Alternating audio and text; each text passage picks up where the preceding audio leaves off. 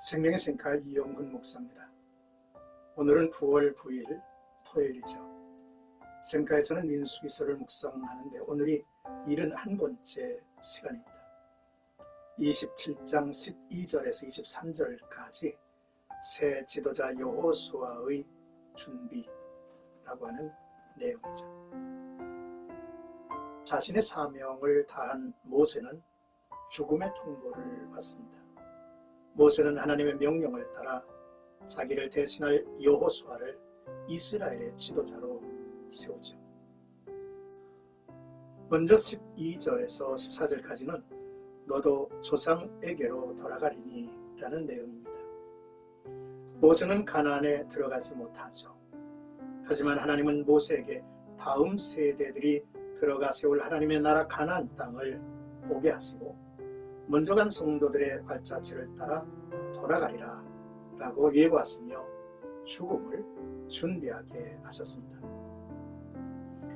그리고 모세가 가나안에 들어가지 못한 원인을 정확하게 알게 하심으로 참회하게 하시죠. 이처럼 하나님은 모세같이 큰 쓰임을 받기 위해 부르심을 받은 사람도 죄에 대한 불순종에 대한 책임을 지게 하십니다.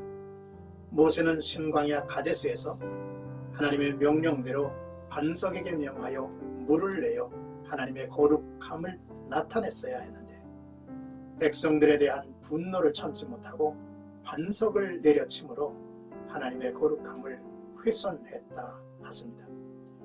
하나님은 부르심을 받은 자에게 절대적인 순종과 신뢰를 요구하시죠. 그럼에도 모세의 죽음은 천국의 보상을 받는 승리에 찬 장려의 특징을 보여줍니다. 모세의 죽음은 의인의 죽음이었죠.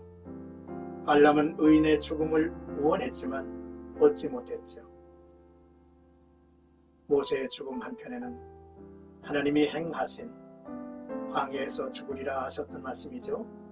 이스라엘 모든 백성의 죽음을 상징적으로 보여주죠. 15절에서 17절까지는 모세의 기도입니다. 모세는 자신의 잘못으로 인하여 가나안에 들어가지 못하고 죽음을 앞두고 있는 상황입니다. 사람들은 일반적으로 자신의 문제를 해결해 달라는 기도를 할 것입니다. 그러나 모세는 자신을 위한 기도가 아니라 이스라엘을 위한 기도를 하죠. 이스라엘이 가나안에 들어가는 남은 여정을 무사하게 잘 마칠 수 있도록 인도할 지도자를 세워주시기를 하나님께 간구합니다. 모든 육체의 생명의 하나님이시여 라고 하나님을 부르는 모세의 간구를 보면 모든 피조물이 창조주를 의지할 수밖에 없음을 강조하는 것 같습니다. 하나님의 백성이 목자 없는 양같이 되지 않기를 원했지요. 모세의 이 같은 모습은 아름답게 보입니다. 18절에서 23절까지는 새 지도자 여호수아를 세우게 된 내용입니다. 하나님은 여호수아를 이스라엘의 지도자로 택하십니다. 그 기준은 그 안에 하나님의 영이 머물고 있기 때문이었습니다.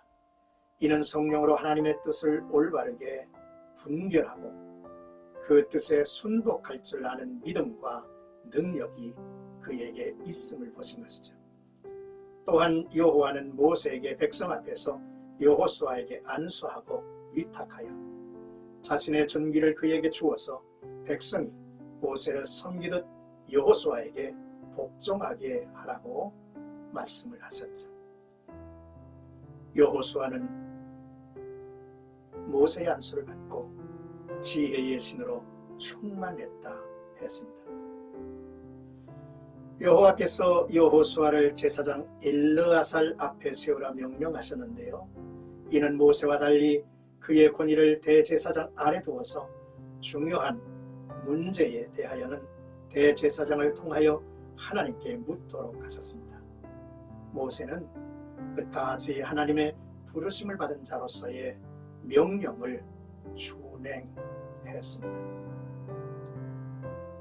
사랑하는 생각가족 여러분, 오늘의 말씀을 묵상하면서 의인으로 죽음을 맞이하는 것과 자기의 사명을 다했음에 후회 없이 돌아가는 것이 참으로 중요한 것임을 깨닫습니다. 그리고 자신의 사명을 다한 것만큼이나 중요한 것은 좋은 후계자를 세우는 것입니다. 성령의 사람, 성령의 다스림을 잘 받는 온유한 사람이 세워져야 할 것이죠. 그리고 교회의 예언적 사역은 개인만이 아니라 민족을 위한 빛이 될 것이라고 하는 사실을 우리는 주의해야 하죠. 나아가 우리 모두가 성령과 더불어 살고 성령의 뜻을 올바르게 분별하여 순복하는 믿음으로 살아가는 나와 여러분 되기를